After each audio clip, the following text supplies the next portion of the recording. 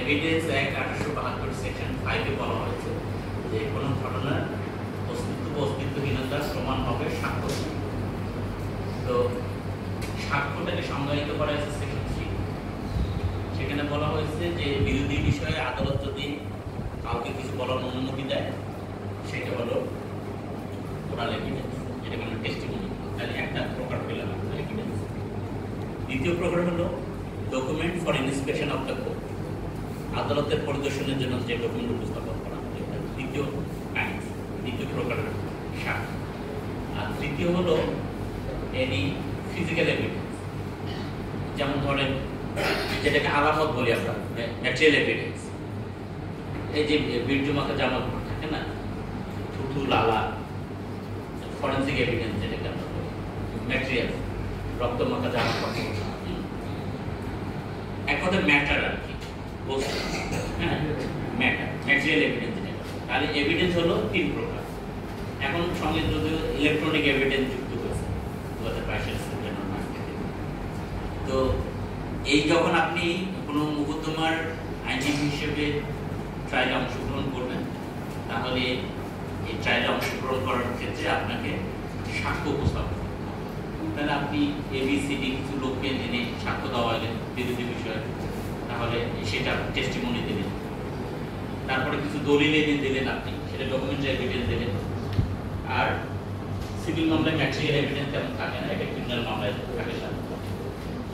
তাহলে এই সাক্ষ্য আদালত গ্রহণ করে এবং সেটাকে আইডেন্টিফাই করে তার নাম্বার দেওয়া। যেমন টেস্টিমনি যদি আপনি দেন 1 2 3 PW 1 2 3 এইভাবে দেওয়া হয় না, PW দেন PW 1 2 3 দেওয়া হয়। এখন আপনি ডকুমেন্টস দিয়েছেন, ঝামেলাটা আপনার ডকুমেন্টস, কিন্তু আদালত দিতে চায় না, এই তো। তাহলে ডকুমেন্টস প্রথমে বিবেচনা করতে হবে যে whether it is primary evidence or secondary evidence, এইভাবে চিন্তা করতে হবে। একটা document itself is a primary evidence, section 64 evidence,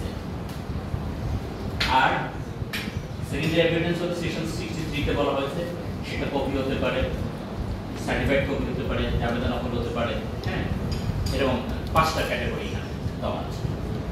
তো এখন আপনি ডকুমেন্টের আরেকটা ক্লাসিফিকেশন করতে পারবেন যে whether it is public document or private document। তো আপনি একটা ডকুমেন্ট দিয়েছেন, বললেন স্যার আমি তো এই জমিটার মালিকানা অর্জন করছি খরিদা দলিল। এই যে আপনি খরিদা দলিল কথা উচ্চারণ করছেন সেকশন 91, আপনাকে পারিত করতে, আপনি আর কোনো মৌখিক সাক্ষ্য এখানে দিতে পারবেন না। তাহলে দলিল দিতে হবে।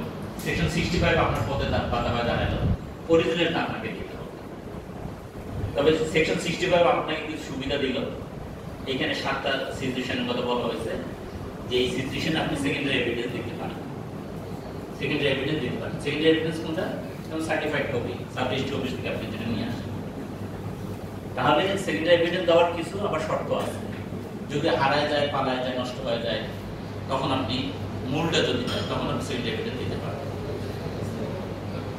আবার একটা ডকুমেন্ট দিয়েছেন আপনি, প্রাইভেট ডকুমেন্ট, এখন গভর্নমেন্ট ডকুমেন্ট হইতে আদালত ছাড়া এটা সাক্ষ্য গ্রহণ করতে তেমন কোনো কসুর পড়ে না। সাক্ষ্য গ্রহণ করার পর একটা মার্ক দিতে হয়, আইডেন্টিফিকেশন মার্ক, এটা হলো এক্সিবিট। এখন আপনি একটা প্রাইভেট ডকুমেন্ট দিয়েছেন, এটা আদালত অনেক সময় নিতে চায় না, তখন এটা ফর্মালি প্রুভ করতে হবে। 75 ধারায় বলা হয়েছে এটা প্রাইভেট ডকুমেন্ট, একটা প্রাইভেট ডকুমেন্ট ফর্মালি প্রুভ করতে হবে। যেমন ধরেন একটা একরারনামা বা একটা চুক্তিনামা, এটা প্রাইভেট ডকুমেন্ট। তাহলে এই চুক্তিনামাটা আপনি কিভাবে ফর্মালি প্রুভ করতে পারেন? কারণ এটা তো রেজিস্টার্ড না, সাব রেজিস্ট্রি অফিস থেকে আপনি সার্টিফিকেট কপি আনতে পারেননি। তাহলে এই যে চুক্তিটা যদি আপনি সাক্ষ্যে লিড করতে চান, তাহলে এটা ফর্মালি প্রুভ করতে হবে। ফর্মালি প্রুভ বলতে কি বোঝায় এখানে? ওই যে চুক্তিটা, সেই চুক্তিটা দাতা, আইডেন্টিফাইং উইটনেস বা ইশাদি সাক্ষী অথবা স্ক্রাইব, তারা এসে যদি বলে তাহলে এটা ফর্মালি প্রুভ হবে।